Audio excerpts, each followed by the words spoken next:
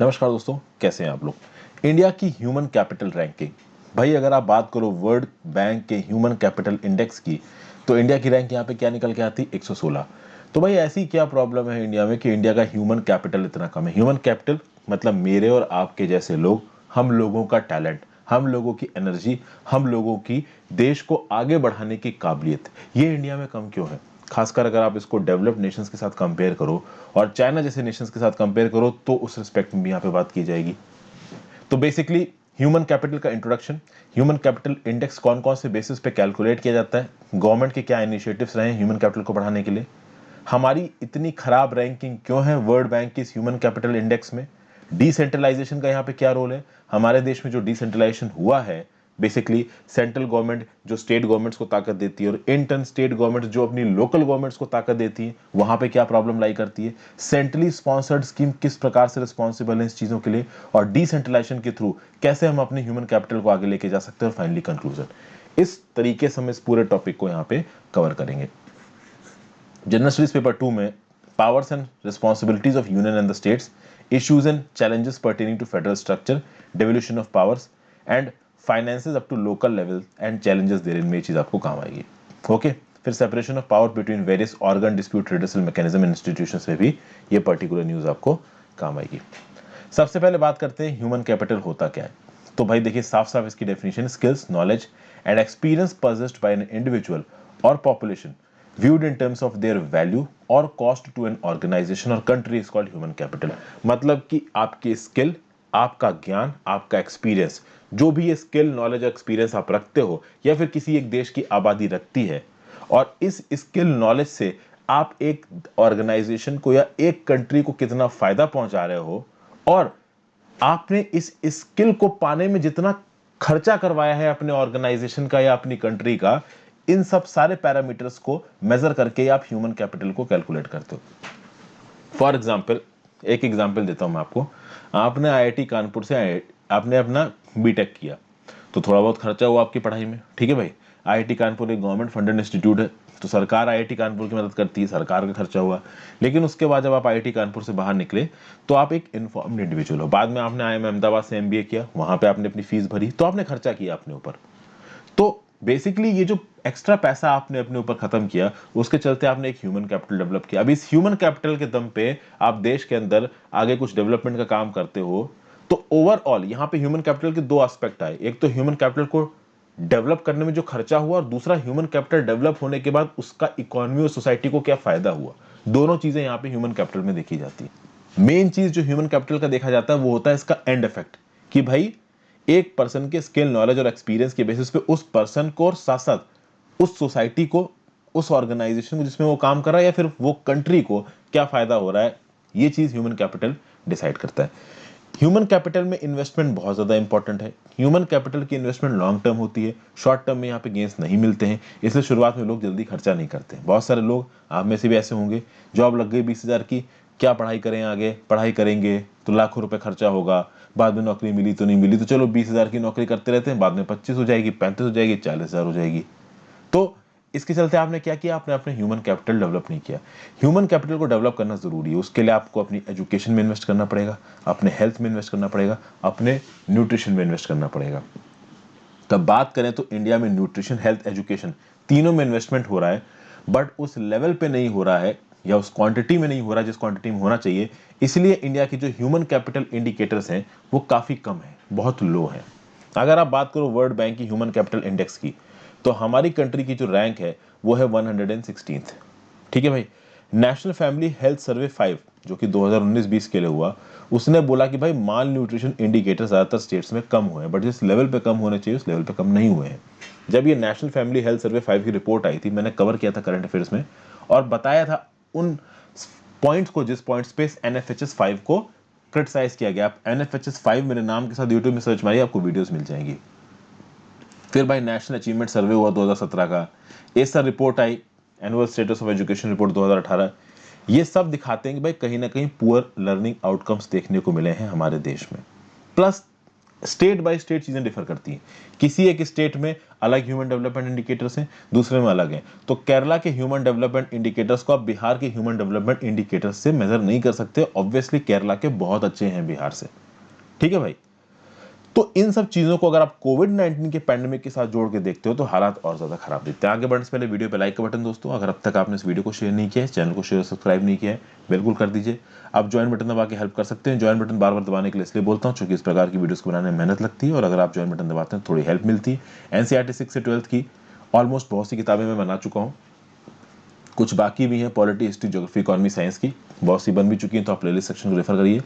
लक्ष्मीकांत की किताब पूरी कंप्लीट हो चुकी है। Spectrum modern history most important part complete हो चुका है। सतीश चंद्र की मिडिवल हिस्ट्री और रमेश सिंह की इकोनॉमिक्स जल्दी ही शुरू होगी।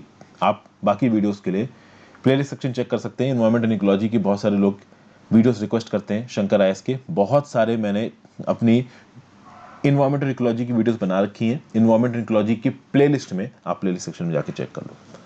वापस आते हैं, यहाँ पे एक चीज निकल के आई है, human capital index. Human capital index की एक रिपोर्ट है जिसको वर्ल्ड बैंक रिलीज करता है।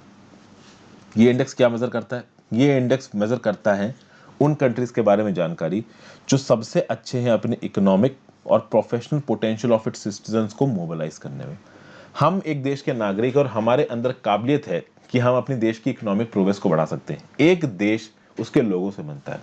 कल की डेट में मान लीजिए आपके जैसे किसी आदमी ने यूट्यूब का अल्टरनेटिव बना दिया और यूट्यूब के साथ वो कंपनी कॉम्पीट करने लगी, तो वो अल्टरनेटिव किसकी वजह से बना? आपके ह्यूमन टैलेंट की वजह से बना। यूएस आज की डेट में इतनी बड़ी सुपर पावर बन के क्यों बैठा है? क्योंकि वहां के लोग इनोवेशंस करते हैं, ठीक है ना। आप देखिए इंडिया का सबसे टैलेंटेड लॉर्ड यूएस क्यों चला जाता है? क्योंकि यूएस में उनके टैलेंट की कदर होती है, इंडिया में वो नहीं होती है। तो ह्यूमन कैपिटल इंडेक्स उस कंट्री का ज्यादा होगा जो अपने देश के लोगों के टैलेंट को ग्रो करने में ज्यादा पैसा खत्म करेंगे। ये जो ह्यूमन कैपिटल इंडेक्स है एग्जैक्टली क्या मेजर करता है? ये मेजर करता है कि किसी एक कंट्री में मान लीजिए एजुकेशन और हेल्थ कम है तो उसके चलते कितना ह्यूमन कैपिटल वो कंट्री खोती है। ह्यूमन कैपिटल इंडेक्स को 0 से 1 के स्केल पे मेजर किया जाता है। अगर 1 है किसी कंपनी की रैंकिंग तो मैक्सिमम पोटेंशियल उसका पहुंच गया। 1 ऑब्वियस सी बात है किसी की नहीं है। 0.9 की रेंज में बहुत सी कंट्रीज की है।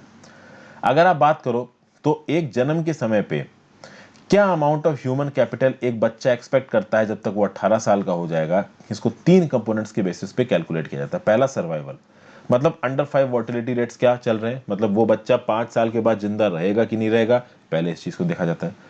दूसरा expected years of quality adjusted school, तो उसको कितनी एजुकेशन मिली और जो एजुकेशन मिली उसकी क्वालिटी क्या थी, इसको देखना। तीसरा हेल्थ एनवायरनमेंट, तो भाई एडल्ट सर्वाइवल रेट्स क्या है, एडल्ट की लिविंग लाइफ की क्वालिटी क्या है। दूसरा, जो बच्चे 5 साल से कम की उम्र के हैं उनमें स्टंटिंग का रेट क्या है। स्टंटिंग और वेस्टिंग समझते हैं? वेस्टिंग देखिए, स्टंटिंग मतलब कि आपकी उम्र के हिसाब से आपकी हाइट क्या है और आपकी हाइट के हिसाब से आपका वेट क्या है। तो अगर आपकी उम्र के हिसाब से आपकी हाइट नहीं है तो आपको स्टंट बोला जाएगा, स्टंटिंग वाला फिनोमेना बोला जाएगा। और अगर आपकी हाइट के हिसाब से आपका वेट नहीं तो उसको वेस्टिंग बोला जाएगा। पहले कई बार समझा चुका हूं।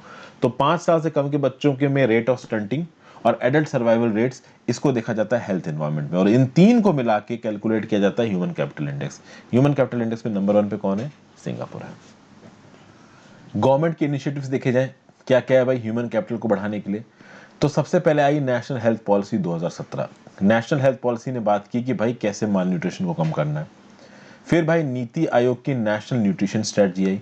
इस न्यूट्रिशन स्ट्रेटजी के अंदर पोषण अभियान लॉन्च किया गया। अभी जो लेटेस्ट यूनियन बजट आया है उसमें मिशन पोषण 2.0 लॉन्च किया गया है। ये जो पोषण अभियान शुरुआत में लॉन्च किया गया था, ये इंटीग्रेटेड चाइल्ड डेवलपमेंट स्कीम के अंदर लॉन्च किया गया था। और 2018 से सेंटर की एक फ्लैगशिप एजुकेशन स्कीम भी चल रही है जिसका नाम है समग्र शिक्षा अभियान। इसके चलते भी बच्चों की पढ़ाई लिखाई पर ध्यान दिया जाता है। ओवरऑल इंडिया की पूरी जीडीपी का परसेंटेज के टर्म्स में देखा जाए तो हेल्थ और एजुकेशन दोनों पे मिला के इंडिया 4% ऑफ द जीडीपी को खर्च करता है। मतलब इंडिया का जो पब्लिक एक्सपेंडिचर है हेल्थ के ऊपर और एजुकेशन के ऊपर, वो टोटल है 4% ऑफ जीडीपी। हेल्थ के ऊपर 1%, एजुकेशन के ऊपर 3%। ये पैथेटिकली लो है। खासकर ये जो हेल्थ के ऊपर केवल 1% खत्म कर रही है सरकार, ये तो भाई जरूरत से ज्यादा कम है। अब बात करते हैं कि भाई हमारे यहाँ पे अगर ह्यूमन डेवलपमेंट इंडेक्स की इतनी गंदी रैंकिंग से तो उसका रीजन क्या है? सबसे पहला रीजन है यहाँ पे डिसेंट्रलाइजेशन। डिसेंट्रलाइजेशन एक बहुत बड़ी वजह बताई गई है हमारे देश की ह्यूमन कैपिटल के ना बढ़ने की वजह से। एक्चुअली में बात यह है कि सब नेशनल गवर्नमेंट्स किस हद तक इन्वॉल्व है ह्यूमन कैपिटल को बढ़ाने में, और सब नेशनल गवर्नमेंट्स की किस हद तक औकात है ह्यूमन कैपिटल को बढ़ाने में। सब नेशनल गवर्नमेंट्स यहाँ पे कौन सी आ जाएंगी, तो एक तो होगी राज्य की सरकार, ये सब नेशनल गवर्नमेंट में आ जाएगी। एक हो जाएंगी लोकल गवर्नमेंट्स, ये भी सब नेशनल गवर्नमेंट में आ जाएंगी। आगे बात करते हैं। सेंट्रल गवर्नमेंट केंद्र सरकार के साथ पावर शेयर करता है, केंद्र सरकार लोकल गवर्नमेंट के साथ पावर शेयर करता है, और इसको क्या बोला जाता है, इसको बोला जाता है डिसेंट्रलाइजेशन ऑफ गवर्नमेंट, यानी सरकार को आप लोअर टीयर्स तक पहुंचा रहे हैं। अभी यहाँ पे लोअर टीयर्स पे कैसे पहुंच रहा है, जिला परिषद होता है, पंचायत समिति होता है, ग्राम पंचायत होता है, ये पीपीटी मैं आपको अवेलेबल करा दूंगा, आप जाके पढ़ लेना। पंचायत के मेंबर्स कैसे सिलेक्ट होते हैं, पंचायत समिति के मेंबर्स कैसे सिलेक्ट होते हैं, ग्राम पंचायत के मेंबर्स को उस गांव के लोग इलेक्ट करेंगे, बहुत सारी ग्राम पंचायतें मिलके पंचायत समिति को इलेक्ट करेंगी, पंचायत समिति बहुत सारी मिलके जिला परिषद को इलेक्ट करेंगी, जिला परिषद का एक चेयरमैन होगा। ये सब अपने अपने प्रकार से काम करते हैं। ये कैसे काम करते हैं, इनका कैसे कॉन्स्टिट्यूशन होता है, उसको मैं डिस्कस करने वाला नहीं हूँ, बहुत डिटेल में मैंने लक्ष्मीकांत में पढ़ाया है। लक्ष्मीकांत अगर आपने देखी होगी तो आपने ये सब चीजें बहुत ध्यान से पढ़ी होंगी। नहीं पढ़ी है या फिर याद नहीं आ रहा है तो आप वापस जाके लक्ष्मीकांत की प्लेलिस्ट में इस पर्टिकुलर वीडियो को देख कर रिवीजन मार सकते हैं। इसी प्रकार से आपको लक्ष्मीकांत का रिवीजन करना पड़ेगा। जो लोग ये सोच के बैठे हैं कि एक ही बार लक्ष्मीकांत की किताब बताऊंगा और दोबारा पढ़ के रिवीजन कर जाऊंगा, वो स्ट्रेटजी रिवीजन की कभी काम नहीं करती।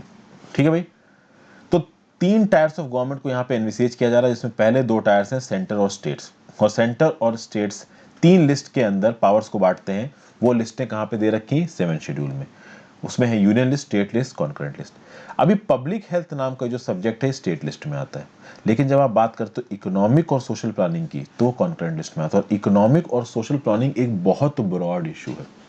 1976 में जो एजुकेशन नाम का टॉपिक था, इसको स्टेट लिस्ट से निकाल के कॉन्करेंट लिस्ट में डाल दिया गया 42nd अमेंडमेंट एक्ट 1976 के थ्रू। ये बहुत इंपॉर्टेंट छोटे छोटे पॉइंट्स बता रहा हूं, जो किसी जगह पे अगर आप कोट करते हो कंटेक्चुअली आपको एक्स्ट्रा नंबर मिल सकते हैं।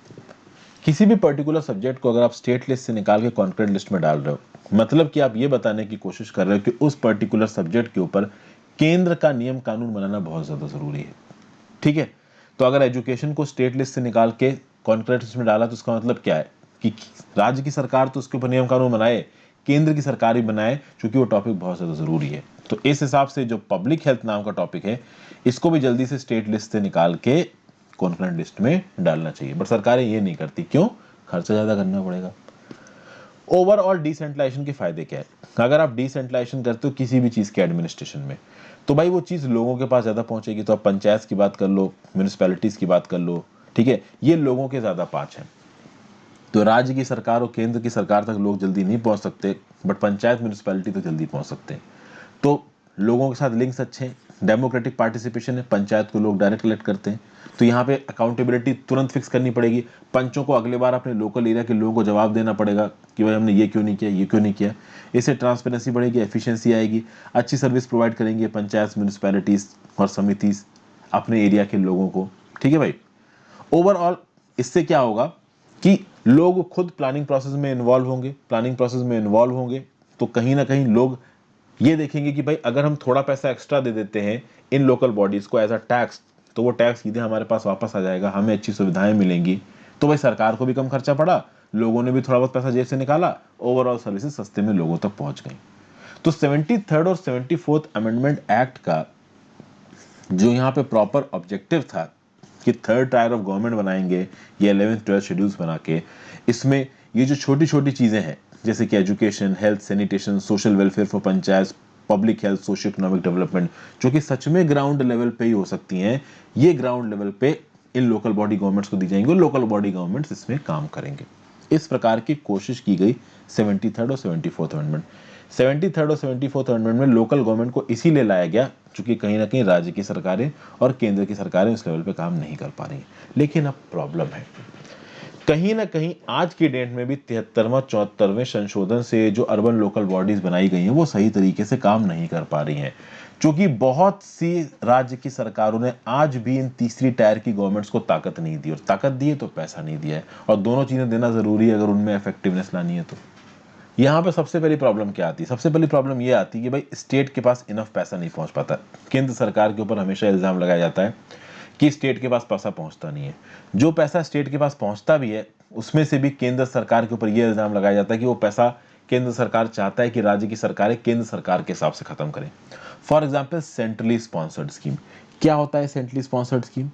सेंट्रली स्पॉन्सर्ड स्कीम एक ऐसी स्कीम है जहां पे केंद्र की सरकार राज्य की सरकारों को या तो कुछ लोन पे पैसा देगी या ग्रांट की तरह पैसा देगी, और कुछ स्पेसिफिक स्कीम जो ऑलरेडी केंद्र की सरकार बना रखी है उस स्कीम को राज्य में इंप्लीमेंट करने के लिए बोलेगी केंद्र की सरकार। केंद्र की सरकार बोलेगी कि हमने ये स्पीड बनाई, ये प्लान बनाया है, ये प्लान इस देश के लिए बहुत ज्यादा जरूरी है, इस प्लान के कुछ गोल्स हैं, कुछ ऑब्जेक्टिव्स हैं, तो आप अपने स्टेट्स में इन प्लान को इंप्लीमेंट करो।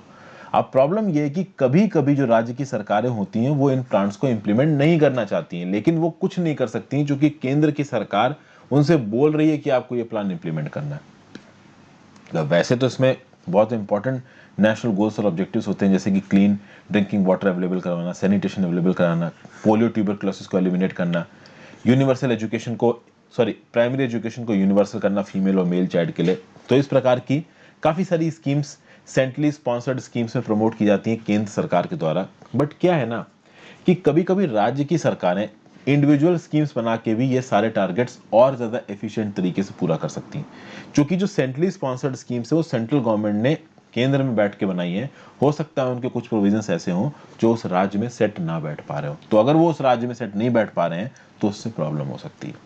आगे अगर आप बात करो तो जो सेंट्रली स्पॉन्सर्ड स्कीम्स है वो सेंट्रल सेक्टर स्कीम से किस हिसाब से अलग होती है? सेंट्रल सेक्टर स्कीम में जो भी पैसा खत्म होता है उसमें पूरा पैसा सेंटर देता है। कहीं ना कहीं सेंट्रल सेक्टर स्कीम्स का डायरेक्ट जो इंप्लीमेंटेशन है वो केंद्र सरकार करती है, लेकिन सेंट्रली स्पॉन्सर्ड स्कीम का इंप्लीमेंटेशन राज्य की सरकारें करती हैं।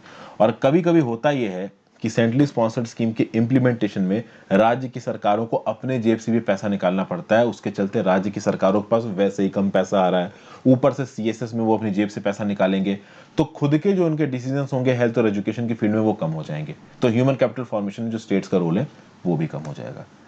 अगर आप बात करो कि centrally sponsored schemes union government द्वारा स्टेट गवर्नमेंट को कौन से आर्टिकल के अंदर दी जाती हैं, तो आर्टिकल 282 ऑफ द कॉन्स्टिट्यूशन के अंदर दी जाती है। और सेंट्रली स्पॉन्सर्ड स्कीम के अंदर बहुत पैसा खत्म होता है राज्य की सरकारों का। अगर आप 2021-22 की बात करो तो लगभग 23% पैसा जो कि दिया जाएगा राज्य की सरकारों को वो सेंट्रली स्पॉन्सर्ड स्कीम में खत्म हो जाएगा। तो ये तो गड़बड़ काम है ना भाई। उसके बाद अगर आप बात करो तो जो पैसा देने वाली बात है जो कि केंद्र की सरकार राज्य की सरकार को देती है वो आर्टिकल 282, 270 और 275 के अंदर आता है। आर्टिकल 282 के अंदर आता है मिसलेनियस फाइनेंशियल प्रोविजन। आर्टिकल 270 और 275 के अंदर आता है distribution of revenues between the union and states. Article 275 के अंदर ग्रांट्स इन एड की बात की गई है। ग्रांट्स इन एड मतलब फाइनेंस कमीशन की रिकमेंडेशन के हिसाब से अप्रोप्रिएट और रेगुलर रूट के थ्रू कुछ स्पेशल या टेम्परेरी एडहॉक मेजर्स की तरह कुछ पैसा एज अ ग्रांट किसी स्टेट को दे दिया जाएगा। तो ये होता है आर्टिकल 275 का grant in aid. Grant in aid एक अच्छी चीज है क्योंकि फाइनेंस कमीशन कुछ प्रॉपर इकोनॉमिक सोशल या डेवलपमेंटल इंडिकेटर के बेसिस पे ही ये रिकमेंडेशन देता है कि ये ग्रांट इन एड देनी है या नहीं देनी है। प्रॉब्लम ये है कि ये जो सेंट्रली स्पॉन्सर्ड स्कीम्स जो इंपोज की जाती हैं आर्टिकल 282 के अंदर यूनियन गवर्नमेंट के द्वारा राज्य की सरकारों पे, ये राज्य की सरकारों को भारी पड़ती हैं क्योंकि यहाँ पे राज्य की सरकारों को इन सेंट्रली स्पॉन्सर्ड स्कीम्स को इंप्लीमेंट करने के लिए पैसा अपनी जेब से खत्म करना पड़ता है। तो राज्य की सरकार की जो खुद की ऑटोनॉमी है ना डिसीजन मेकिंग में कि हम हेल्थ में ये स्कीम चला लें या एजुकेशन में ये स्कीम चला लें, वो ऑटोनॉमी लिमिटेड हो जाती है क्योंकि सरकारों के पास पैसा लिमिटेड हो जाता है। उसके बाद भाई राज्य की सरकारें भी कहीं ना कहीं अपने आप में दूध की धुली नहीं है। ये राज्य की सरकारें पंचायत और म्यूनिसिपैलिटी को कोई ताकत नहीं देती। थर्ड टियर ऑफ गवर्नमेंट को पंचायत म्यूनिसिपैलिटी पंचायत समिति को काम करना उनको भी पैसा चाहिए। अभी ऐसा नहीं है कि थर्ड टायर ऑफ गवर्नमेंट का कोई पैसा नहीं आता, टैक्स लगाने की ताकत है उनके पास, वो प्रॉपर्टी टैक्स लगा सकते हैं, लेकिन प्रॉपर्टी टैक्स का जो कलेक्शन है इंडिया में वो 0.2% ऑफ जीडीपी से भी कम है। वहीं पे आप कुछ नेशंस में देखोगे तो प्रॉपर्टी टैक्स 3% तक भी कलेक्ट किया जाता है ऑफ जीडीपी। तो हमारे यहाँ पे सबसे पहली बात जो ये अर्बन लोकल और रूरल लोकल गवर्नमेंट्स इनके पास पैसों की कमी है। पहली चीज, इनकी पैसों की कमी को दूर करने के लिए संविधान ने बोला था कि समय समय पे स्टेट फाइनेंस कमीशन बनाए जाएंगे और ये स्टेट फाइनेंस कमीशन बताएंगे कि किस हिसाब से टैक्स और ग्रांट इन एड प्रोवाइड किए जाने चाहिए स्टेट के लेजिस्लेचर के द्वारा इन लोकल बॉडीज को। लेकिन बहुत सारे स्टेट्स ने कभी स्टेट फाइनेंस कमीशन बनाए नहीं, स्टेट फाइनेंस कमीशन बने तो उनके रिकमेंडेशन को माना नहीं। इसलिए रिसेंटली 15th फाइनेंस कमीशन की जो रिपोर्ट आई उसने बोला कि मार्च 2024 के बाद अगर किसी स्टेट ने स्टेट फाइनेंस कमीशन नहीं बनाए या स्टेट फाइनेंस कमीशन के अंदर अपने कॉन्स्टिट्यूशनल ऑब्लिगेशन को पूरा नहीं किया, तो अर्बन लोकल बॉडी के रिस्पेक्ट में जो भी ग्रांट आती है केंद्र सरकार की तरफ से राज्य की सरकार के पास, वो ग्रांट आनी बंद हो जाएगी मार्च 2024 के पास। यानी अब स्टेट्स के ऊपर ये ऑब्लिगेशन डाल दिया गया है कि आपको स्टेट फाइनेंस कमीशन बना के एक प्रॉपर फॉर्मूला के चलते लोकल बॉडीज को पैसा देना ही देना है। फिर भाई और भी कुछ चीजें हुई हैं। 14 फाइनेंस कमीशन ने बोला कि जो राज्य का शेयर है टोटल टैक्स रेवेन्यूज में, उसको 32% से बढ़ा के 42% किया जाएगा, किया भी गया। 15 फाइनेंस कमीशन ने इसको 41% कर दिया। क्यों? क्योंकि भाई union territory of Jammu and Kashmir, sorry state of Jammu and Kashmir union territory of Jammu and Kashmir और लद्दाख में हो गया। अभी जम्मू एंड कश्मीर लद्दाख का खर्चा तो सरकार को उठाना है, स्टेट तो वो रहा नहीं, तो इसलिए 41% कर दिया। ठीक है भाई। खास बात यहां पे ये बोली गई है केंद्र की सरकार के द्वारा कि भाई हम जो आपको फिजिकल ट्रांसफर करते हैं, यानी जो 42% पैसा या 41% पैसा अकॉर्डिंग टू 15 फाइनेंस कमीशन जो हम आपको भेजते हैं, उसमें तो आपके ऊपर कोई कंडीशन नहीं है ना। कंडीशन तो आपको सेंट्रली स्पॉन्सर्ड स्कीम के ऊपर लगाई जा रही है। ठीक है। दूसरा, ग्रांटी नेट। अगर हम आपको कोई ग्रांटी नेट दे रहे हैं तो किसी पर्टिकुलर पर्पस के लिए दे रहे हैं। सेंट्रली स्पॉन्सर्ड स्कीम्स के लिए पैसा दे रहे हैं तो आपको उसमें लगाना, लेकिन बाकी पैसा तो अनकंडीशनल है ना, आप अपने हिसाब से खर्च करिए।